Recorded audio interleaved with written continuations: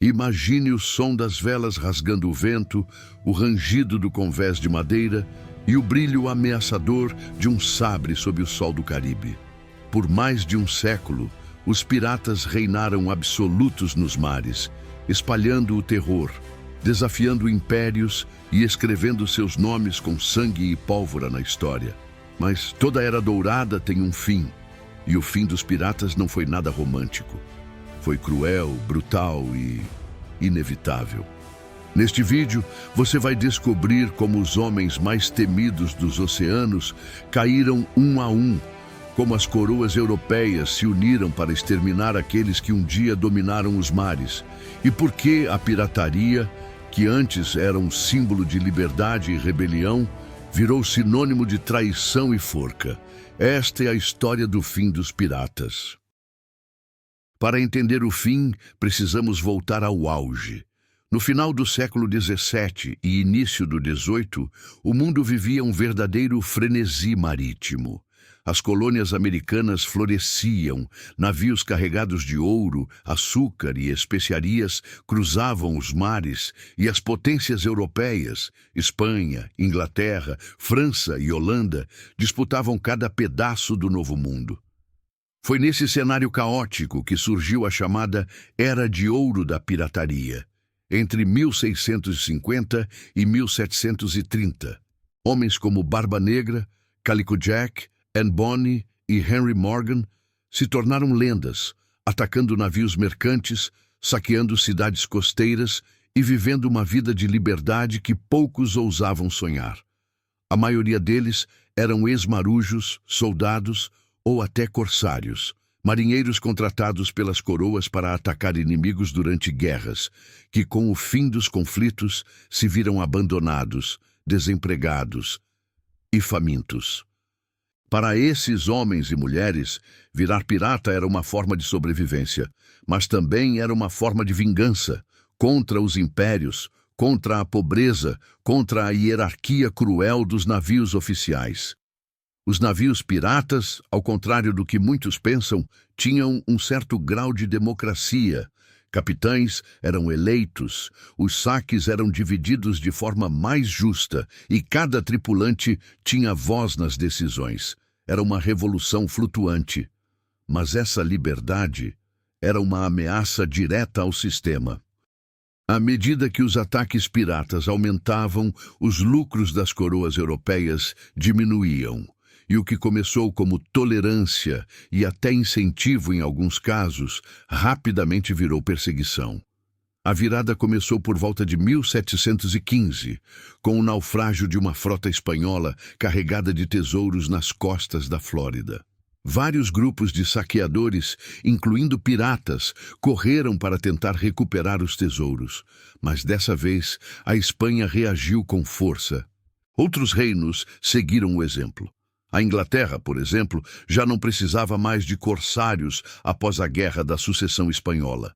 O rei George I decidiu limpar os mares de vez. Em 1717, ele ofereceu um perdão real. Qualquer pirata que se entregasse teria sua liberdade garantida. Foi uma armadilha tentadora. Muitos aceitaram. Outros, como o lendário Barba Negra, continuaram a desafiar a coroa. Mas a resposta foi implacável. Edward Teach, mais conhecido como Barba Negra, foi talvez o mais temido de todos.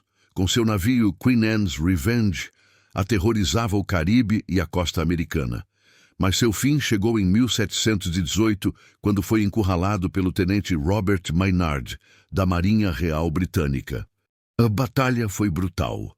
Barba Negra foi baleado 5 vezes, esfaqueado mais de 20, e só caiu morto após resistir como um verdadeiro demônio dos mares.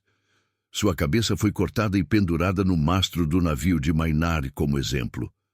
Outros nomes famosos tiveram destinos parecidos. Charles Vane, conhecido por sua ferocidade, foi capturado e enforcado em 1721. Calico Jack, famoso por sua bandeira com 2 espadas cruzadas, foi capturado em 1720. Suas companheiras de tripulação, Anne Bonny e Mary Read, também foram presas. Elas alegaram estar grávidas, o que adiou suas execuções, mas o fim foi trágico do mesmo jeito. Stede Bonnet, o pirata cavalheiro, que abandonou uma vida de luxo para se aventurar no crime marítimo, foi enforcado em Charleston em 1718. Cada execução era um espetáculo público, uma mensagem clara. O tempo dos piratas havia acabado. Com o avanço das navegações e da tecnologia militar, os navios da Marinha Real passaram a ser mais rápidos e melhor armados.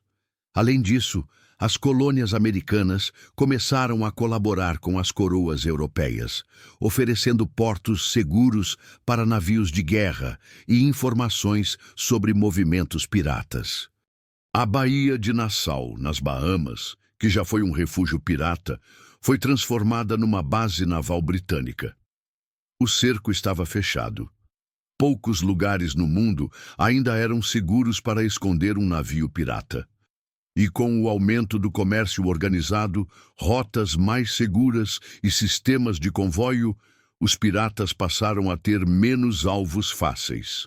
A vida no mar se tornou mais arriscada e menos lucrativa. Ainda houve focos de resistência até meados do século XVIII, principalmente na costa africana e no Oceano Índico, mas a maioria dos piratas que resistiram acabaram mortos ou presos. O último grande nome da pirataria foi Bartholomew Roberts, também conhecido como Black Bart. Ele foi responsável por capturar mais de 400 navios, mais do que qualquer outro pirata da história. Mas em 1722 foi morto em batalha e seu navio foi capturado. Seus homens foram julgados e a maioria foi executada. Com a morte de Roberts, a era de ouro da pirataria chegou ao fim. Hoje, quando pensamos em piratas, lembramos de filmes como Piratas do Caribe, de personagens caricatos com um tapa-olho, louros no ombro e mapas do tesouro. Mas a verdade é bem diferente.